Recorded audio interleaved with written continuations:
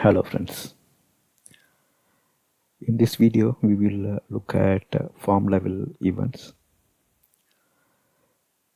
This video shows you how to use onSubmit and onReset events.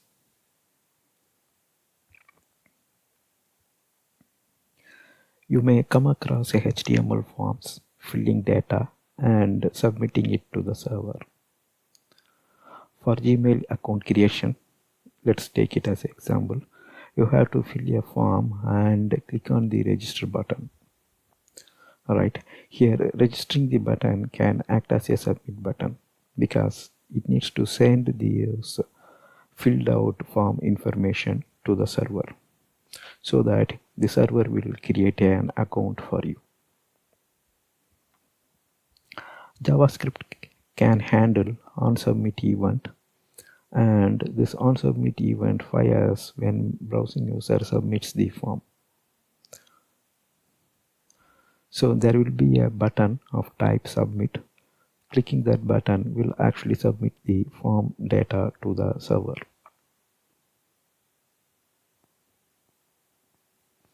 So the handler of onSubmit event is the perfect place to do any client-side validation on the form filled by the user. Say for example, let's take the same Gmail account creation example, and when you are typing your email ID, let us say you forgot the @ symbol.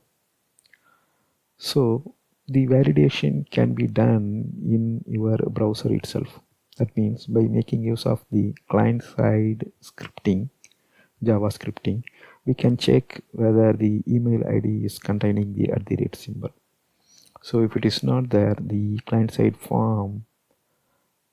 the client-side JavaScript can alert you stating that you missed the @ symbol. If you see here, the round trip of submitting the data to the server, then server checking whether all the fields are in a valid form, and if it finds any error, replying back to your browser session saying that hey, you missed the @ symbol. So that's a overhead, right? But here if you see, by making use of the JavaScript, client-side JavaScript, you are checking the validation here in your browser session itself. You haven't even submitted the form to your server. So that's the use of a JavaScript and this onSubmit event. The HTML form fires onReset event when user clicks the reset button. So here we are talking about the submit button and the reset button, right? But the onSubmit and onReset events are at form level. These are all not the button event. So most of the people will make a mistake of creating a submit button and firing the onSubmit in the button itself. That won't work. So the onSubmit and onReset are a form level event.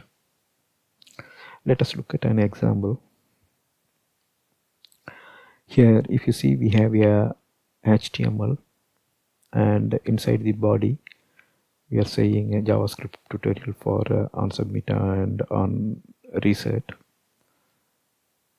Then here we are opening a form, and action is dummy action.html. So when you submit the form, the target we specified as HTML itself. Usually this should be your server-side scripting, because you are submitting the form to some server-side script. So the data goes to the server, and the action file will be some server-side scripting file, like some servlet or JSP file, or if it is a IIS server, then some ASPX file. Next we have our form field. Here we have a 3 input field: first name, middle name, and last name. This is just to show that you can how your form will look. Then we have 2 buttons. One is submit button, input type equal to submit, and another one is input type equal to reset. So we have submit and reset button. But if you see, the click events are fired by the click event can be fired by these two buttons, but on submit and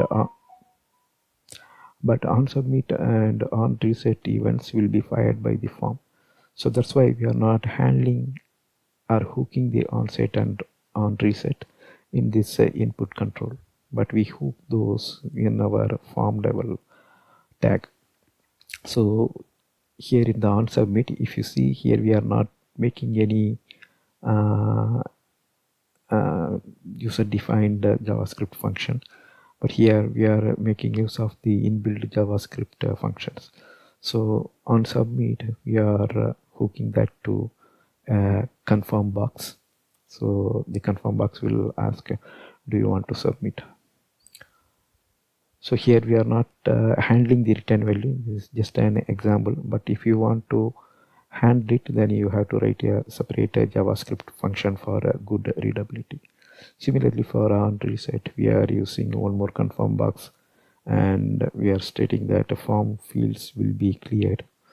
Then we are using a /r and /n, so that are you sure will come in the next line. Let's go to IE and we will test this example.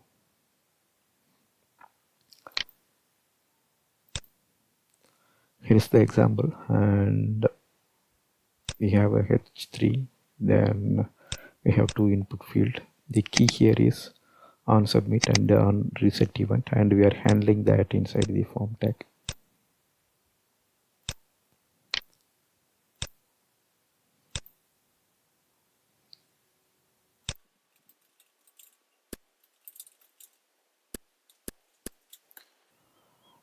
So if I submit query, here if you see, we handled this at form level. In the form level on submit, we are making call to confirm. That's why this message is coming, do you want to submit? So I click the cancel. Alright, since I don't have dummy, okay, since we don't have the dummy action.html, that's why we saw that error. Let us so here is the dummy action.html, and it's just a dummy HTML. It has only one h1 element in the body stating dummy action processing. Now let us execute that again.